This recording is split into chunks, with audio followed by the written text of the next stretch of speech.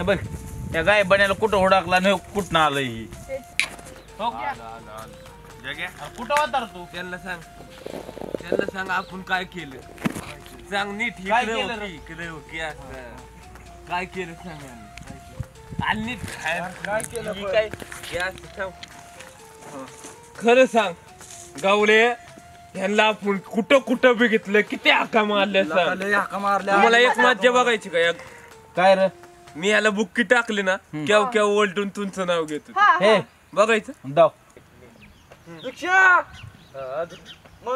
हे आवाज एवढं लयला काय एवढीच्या आवाजाने कुठं ऐकू येईल का आम्हाला का कसं आहे अयो नवीन बूट नाव आणलंय.